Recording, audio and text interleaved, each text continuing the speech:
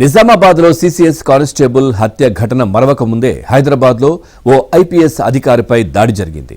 Cell phone దొంగతనం చేసి పారిపోతున్న ఇద్దరు దొంగలను పట్టుకునేందుకు యత్నించిన Hyderabad south east zone DCP Chaitanya Kumar ఆయన గన్మెన్పై దొంగలు కత్తితో దాడి చేశారు. దీంతో డీసీపీ తుపాకీతో కాల్పులు జరిపారు.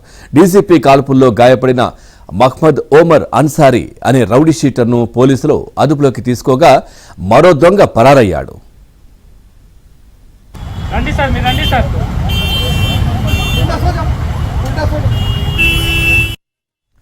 శనివారం సాయంత్రం 5 గంటల సమయంలో చాదర్ఘట్ విక్టరీ ప్లే గ్రౌండ్స్ సమీపంలో ఇద్దరు వ్యక్తులు సెల్ ఫోన్ దొంగతనం చేసి పారిపోతుండగా ఆ సమయంలో అటుగా వాహనంలో వెళ్తున్న డీసీపీ చైతన్య గమనించారు. దీంతో తన గన్మ్యాన్ మూర్తితో కలిసి ఆ దొంగలను వెంబడించారు.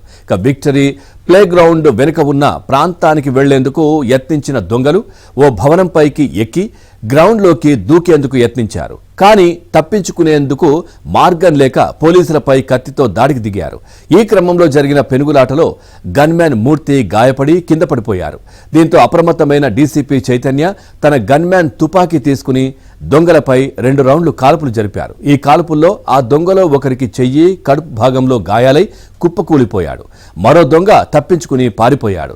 గాయపడిన పోలీసులకు చిక్కిన దొంగను కాలాపత్తర్ పోలీస్ స్టేషన్లో రౌడీ షీటర్గా ఉన్న మహ్మద్ ఓమర్ అన్సారీగా గుర్తించారు. అతడిని చాదర్ఘాట్లోని కేర్ ఆసుపత్రికి తరలించారు. దొంగలతో జరిగిన తోపులాటలో డీసీపీ చైతన్య నడుము, తలకు స్వల్ప గాయాలవ్వగా గన్మెన్ మూర్తి కాలు, చేతికి గాయాలయ్యాయి. వీరిద్దరికీ కేర్ ఆసుపత్రిలో చికిత్స అందించి ఆ తర్వాత సోమాజిగూడలోని మరో ఆసుపత్రికి తరలించారు.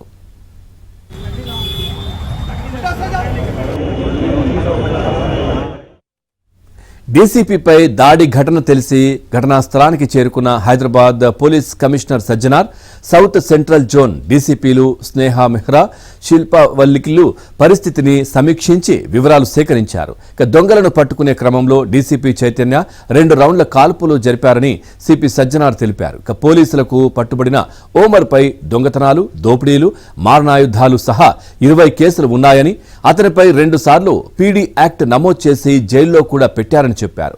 ఓమర్తో కలిసి పోలీసులపై దాడి చేసి పరారైన మరో దొంగ కోసం పోలీసులు గాలిస్తున్నారని వెల్లడించారు.